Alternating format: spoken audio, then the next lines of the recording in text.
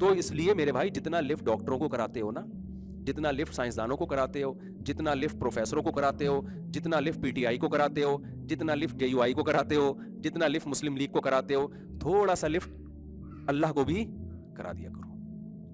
میں سمجھا پا رہا ہوں؟ تھوڑا سا نہیں, تھوڑا سا زیادہ نہیں. تھوڑا سا تو میں مذاق میں کہہ رہا ہوں, تھوڑا زیادہ سا, تھوڑا زیادہ سا بھی نہیں, بہت زیادہ, بہت زیادہ بھی نہیں, مکمل. صرف اللہ ہی سے پوچھنا ہے, باقی سب اس کے بعد ہے. ابا کا بھی احترام ہم اس لیے کرتے ہیں کہ کس کا حکم ہے بھائی؟ اللہ کا. اما کو بھی ہم کیوں مانتے ہیں؟ اللہ کا حکم ہے. بیگم کے بھی حقوق کیوں ادا, ورنہ ہم پاگل ہیں یار. خود سوچو یار, جب بیگم کی بات آتی ہے پتہ نہیں پاگل پاگل سا محسوس ہونا شروع ہو جاتا ہے, ورنہ ہم پاگل ہیں. اتنا خرچہ کرنے ہیں یار.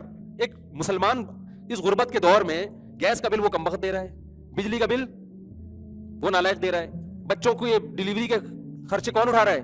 یہ دے رہا ہے. یہ تو ہم اسلام کی وجہ سے دے رہے ہیں. آپ کیا سمجھتے ہو کلچر ہم سے یہ کام کروا رہا ہے؟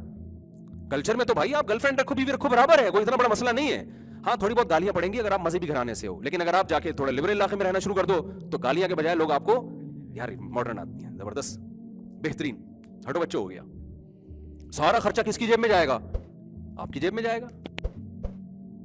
تو یہ تو مذہب ہے جو آپ سے یہ ساری کام کروا رہا ہے. عورت بھی جو شوہر کی پابند ہے وہ کس کی وجہ سے ہے؟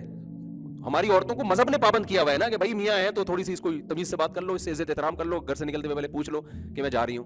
بتا دیتی ہے نا ہماری سوسائٹی میں. ورنہ اگر مذہب کو آپ ہٹائیں گے تو وہ کیوں بتائے آپ کیا لگتے ہو؟ جتنا رائٹ اس کا ہے اتنا ہی آپ کا ہے. اور آپ کہو گے میں تمہیں کیوں کھلاؤں, رہنے رہو, نہیں تو پتلی گلی سے نکلو. یہ تو اسلام کہہ رہا ہے کہ طلاق اللہ کی نظر میں بری چیز ہے نا, گورے کی نظر میں بری چیز نہیں ہے, تبھی وہاں دبا کے طلاقیں ہوتی ہیں. ایک تو شادیاں نہیں ہوتی, وہ جتنی ہو رہی ہیں اس سے زیادہ طلاقیں ہو رہی ہیں.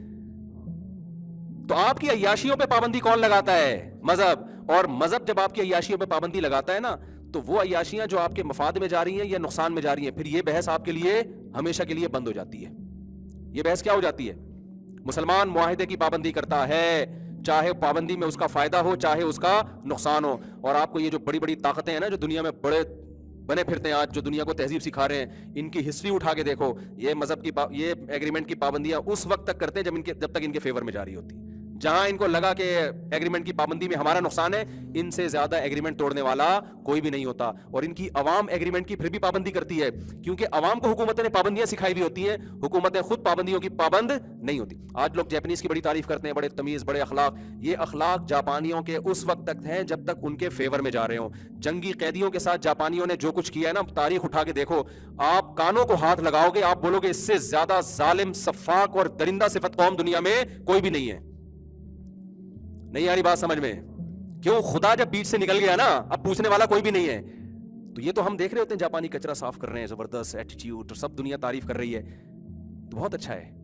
لیکن دنیا اس کو اچھا سمجھتی ہے, اس لیے جہاں دنیا دیکھ نہیں رہی ہے, جہاں دنیا کے اصول اور ضابطے نہیں ہیں, تو وہاں دیکھو. آپ دوسری جنگ عظیم میں آپ دیکھ لو نا ذرا کیا کیا. آپ یوٹیوب پہ سرچ کرو, آپ کسی جاپنیز سے ہی پوچھ رہو, چنگ پونگ کر کے مجھے بتاؤ کیا تم نے یہ کیا کیا ہے. آپ کو پتا ہے بہت ساری جو دوائیں ایجاد ہوئی ہیں نا جنگی قیدیوں پہ انتہائی خطرناک تجربے کر کے ایجاد ہوئی ہیں. 3 دن 1 ہفتہ سونے نہیں دیا. تو یہ دیکھنے کے لیے سائنسدان کہ یار 1 ہفتہ نہ سونے سے انسانی دماغ پہ کیا اثر پڑتا ہے. جو خدا کو مانتا ہے وہ یہ تجربہ کرے گا انسان پہ. 1 ہفتہ سونے نہیں دیا, وہ پھٹ رہا ہے دماغ اس کا, دیکھنے کے جی اس کے دماغ میں کیا کیا اس سے جو ہے نا کیمیکل ریئیکشن کیا ہو رہا ہے. انہوں نے تو میڈیسن ایجاد کر لی. ہم نے کہا یار جاپان نے یہ دوا ایجاد کی, یہ دوا امریکہ نے ایجاد کی, یہ دوا یورپ نے ایجاد کی, مسلمان تو وہیں پکوڑے ہی بیچ رہے ہیں ابھی تک بیٹھ کے. بہت ساری تحقیقات کے پیچھے بہت سفاکی ہے. آپ کو پتا ہے چائنا میں ایسے تجربے ہوئے ہیں, جنگی قیدیوں کو اٹھا کے تیزاب میں ڈال دو, دیکھو تیزاب سے انسانی باڈی پہ کیا اثر پڑتے ہیں. میں سمجھا پا رہا ہوں اپنی بات؟ اسلامی تاریخ میں آپ کو ایسا ظلم نہیں ملے گا. کیوں؟ اس کو پتا ہے میں نے خدا کو جواب دینا ہے. کتوں کو کھولتے ہوئے پانی میں مسلمان ڈالتے ہیں, چائنا والے ڈالتے ہیں. تہذیب یافتہ مسلمان قوم کہلاتی ہے چائنا والے. چائنا تہذیب یافتہ قوم ہے. آپ جب چائنا میں جاؤ گے گٹر کے ڈھکن, گٹر ہی نہیں ملیں گے, انڈر گراؤنڈ گٹر ہے. تمیز, آپ کو ایٹیٹیوڈ, ڈسپلن, پابندی. لیکن یہ وہاں تک ہے جہاں تک انسان دیکھ رہا ہے. کتا بے زبان جانور ہے, وہ اپنا احتجاج ریکارڈ نہیں کروا سکتا. جب اس کو کھانا ہوگا نا تو لٹکا کے زندہ جلا دیتے ہیں اس کو. آپ دیکھ لو, کتے کو لٹکایا اور نیچے سے, یار تم مار کے جلا دو اس کو یار, کیونکہ وہ بے زبان ہے, اس کے حقوق کے لیے آواز اٹھانے والا کوئی بھی نہیں ہے. تو غیر مسلم کا نا, آپ جو خدا کو نہیں مانتے, آپ کو ایک چہرہ سامنے نظر آ رہا ہے, جو اس کا دوسرا چہرہ ہے نا جو بڑا بھیانک ہے, وہ آپ کو نظر نہیں آتا. اتنے واقعات ہیں, میں تو سروے کرتا ہوں, میں علاقوں کے نام لے کے نہیں بتاتا, بڑے مسائل کھڑے ہو جاتے ہیں. کتنی رپورٹیں ہمارے پاس آئی ہیں, بوڑھے ماں باپ کو غیر مسلم نے قتل کر دیا. جہاں اولڈ ہاؤس نہیں ہے نا جن کنٹریز میں, وہاں تو حکومت اٹھا کے لے جاتی ہے. اور یہ جو اولڈ ہاؤس بنے ہیں نا, یہ بھی اسی خوشی میں بنے ہیں کہ بچوں نے گھر میں ابا اماں کو رکھنے کے لیے تیار نہیں تھے, تو کیا روڈ پہ پھینکتے ان بوڑھوں کو, تو ان کو لے جا کے کہاں رکھ دیا, اولڈ ہاؤس بنا دیے. ضرورت ایجاد کی ماں ہے نا.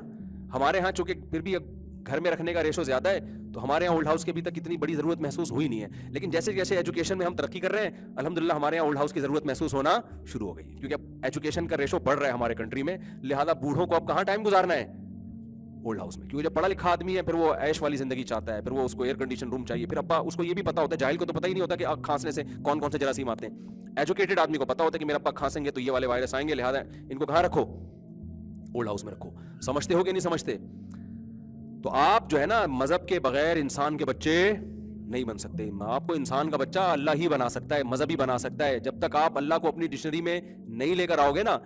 آپ دیکھو مسلمان کیا کچھ کرتا ہے. مسلمان صبح سے روزہ رکھتا ہے مغرب تک, کوئی پوچھنے والا ہے اس کو اگر وہ چھپ کے کھا پی لے.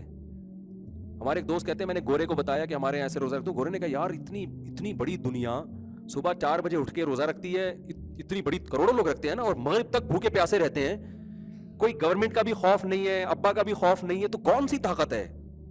تو آپ مجھے بتاؤ, جو خدا جس پر ایمان آپ کو اتنی موٹیویشن دیتا ہے کہ آپ پورا مہینہ بھوکا پیاسا رہ لیتے ہو, وہ خدا آپ سے دوسرے اچھے کام نہیں کروا سکتا. اور یہ کام کیا گورنمنٹ لیول پہ آپ اگر گورنمنٹ قانون بنا دے, یورپ قانون بنایا کہ ہماری قوم کی صحتیں بہت خراب ہو رہی ہیں, لہذا ہم نے ایک لا پاس کیا ہے کہ پورا یورپ جو ہے نا, وہ 1 مہینہ صبح 4 بجے سے لے کے شام 7 بجے تک کچھ بھی نہیں کھائے گا.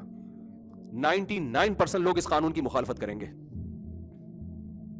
اور جگہ جگہ پولیس بٹھانی پڑے گی, خود پولیس کے اوپر ایک پولیس بٹھانی پڑے گی. پولیس والے بھی کھا رہے ہوں گے چھپ کے, سمجھتے ہو, وہ خود بھی کھا رہے ہوں گے. تو نہ عورت کے انسان حقوق ادا کر سکتا ہے, نہ بچوں کے حقوق ادا کر سکتا ہے, نہ ماں باپ کے حقوق ادا کر سکتا ہے, نہ اسٹیٹ اور ریاست کے حقوق ادا کر سکتا ہے, جب تک آپ خدا پر